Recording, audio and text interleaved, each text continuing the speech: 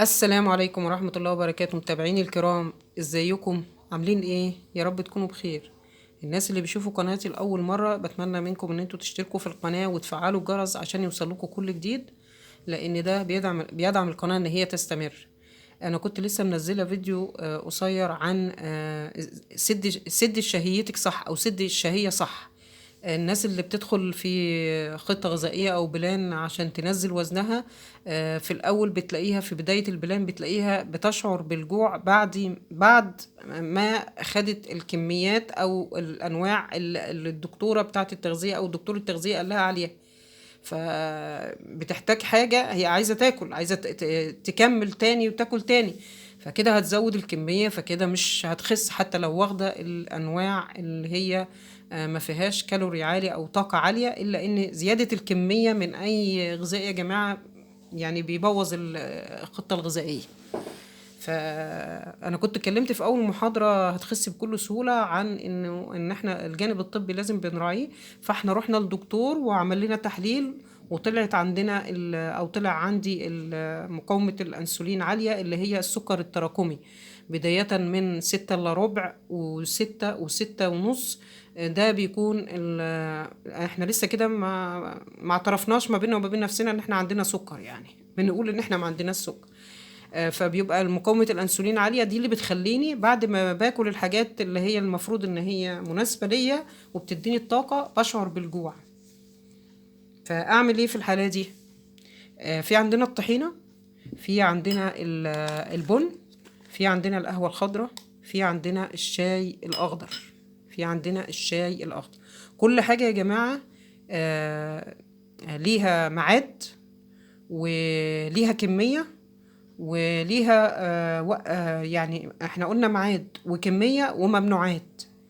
الطحينة ممكن أسد بيها الشهية بالليل، بعد الوجبة الأخرانية. أنا قلت في كذا محاضرة ليا اللي هو بخلي آخر وجبة ليا 7 7 ونص أو 8. فلو حسيتي بالجوع وعايزة تروحي تاكلي تاني، خدي معلقة طحينة.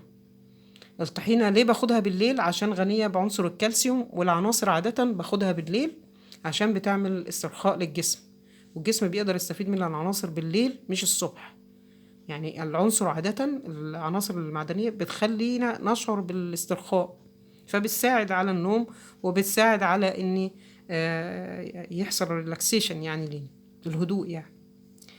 الطحينة احيانا موانعها ايه بقى؟ احيانا يعني في المرضى القلب الدكتور بيمنع اي دهون، فمن ضمنهم يقولك ما تاخديش زيت السمسم او الطحينة، لانها عبارة عن دهون.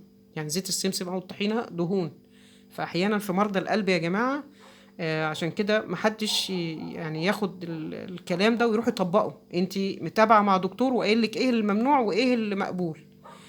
الطحينة ممنوعة على امراض القلب، وتراجعوا الدكتور برضو.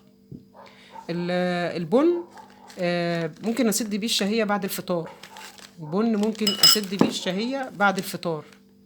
يعني انا فطرت خلاص وعدت نص ساعة او ساعة ولقيت نفسي برضو جعانة، مش صابرة لحد ميعاد الغدا، فبعمل فنجان قهوة. وطبعا بستخدم سكر دايت او سكر مؤشر الجليسيمي بتاعه منخفض، يعني ما بيرفعش السكر، اللي هو احسن حاجة في السوق سكر ستافيا. فبتعملي الفنجان القهوة وبتشربيه بعد الفطار بنص ساعة لساعة، أو حتى في الفترة اللي من ما بين الفطار والغدا وعايزة تكملي صيام متقطع، خدي الفنجان القهوة ده هيقفل معاكي الشهية. القهوة يا جماعة بتبقى ممنوعة على الناس اللي هي نومها متقطع، بتبقى ممنوعة على الناس اللي هي عندها اكتئاب، بتبقى يعني كترها. افرض في ناس متعودة عليها، فطبيب نفسي مش هيقدر يقول لها امنعي القهوة خالص، ولكن هيقول لها خففيها. فالناس اللي هي عندها اكتئاب، او الناس اللي هي بتاخد ادوية نفسية، او الناس اللي هي دائما متوترة، ما تزودش من القهوة، يعني مش عمال على بطال، يعني اقل حد.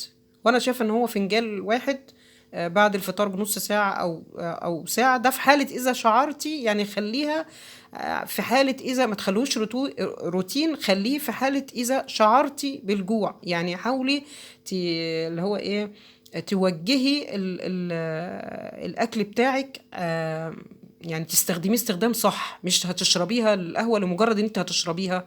افرض انت عادة بتشربي قهوة في الفطار بس كنت قبل كده ما دخلتيش في خطة غذائية او خلاص، او ما كنتيش عايزة تنقصي الوزن، ولكن خلاص دخلتي في انقاص الوزن، وجهي بقى كل حاجة انت بتاكليها او بتشربيها للخطة الغذائية بتاعتك. فانت فطرتي و...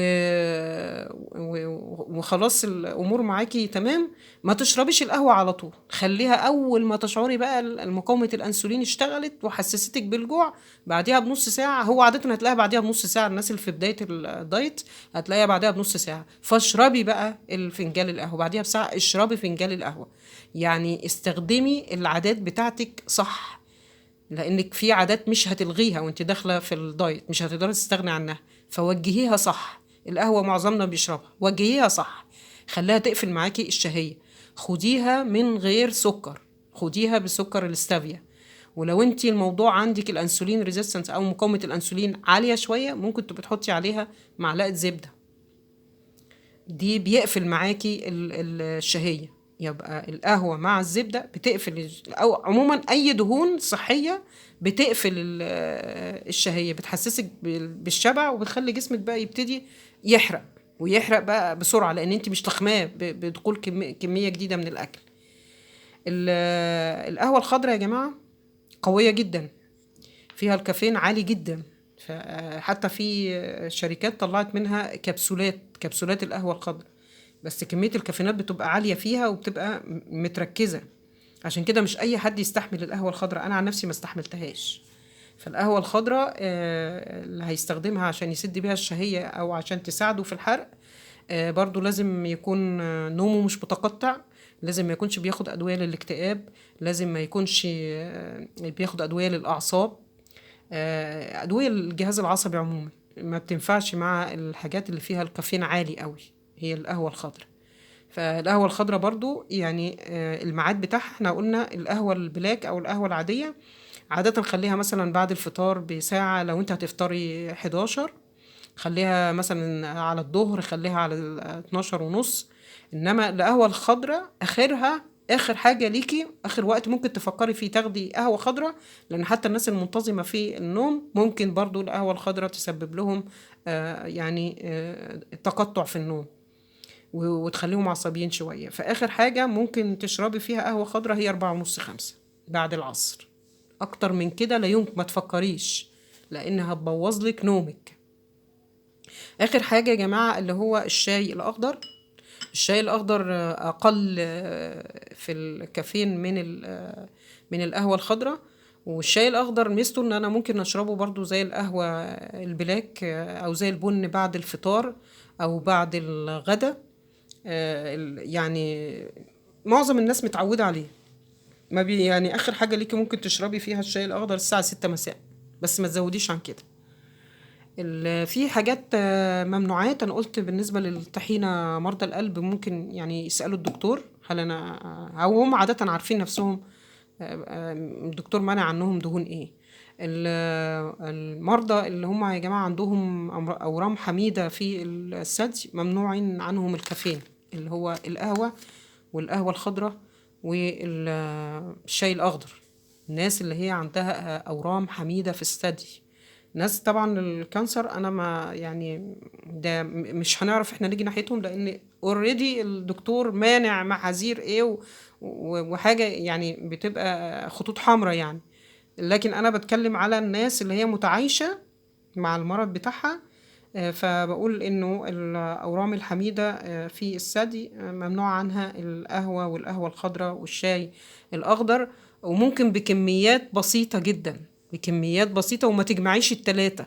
انت هتستخدمي يا البن يا القهوة الخضراء يا الشاي الأخضر، يعني تخليه روتين عندك، لكن ما تستخدميش التلاتة مع بعض، النهاردة قهوة بن وبكرة قهوة خضراء، لا، انت خليه روتين عندك. انت هتستمر مثلا على القهوة البلاك او البن عادي، خليكي بقى على الروتين بتاعك ده على الاقل شهر، لكن ما تجيش مثلا في الشهر الواحد تغيري من ده لده لده لده عشان جسمك ما يتلخبطش. لان انا بقول يا جماعة الناس اللي بتخش في خطة غذائية، نجاح الخطة الغذائية ان انت بتخلي جسمك اتعود على حاجة واحدة أو نظام واحد، فبيبتدي هو يفهم إنك أنت بقى عايزة تنزلي الوزن. لو لخبطتيه بيقف مكانه، ده اللي بيؤدي لثبات الوزن. فما تلخبطيش نفسك.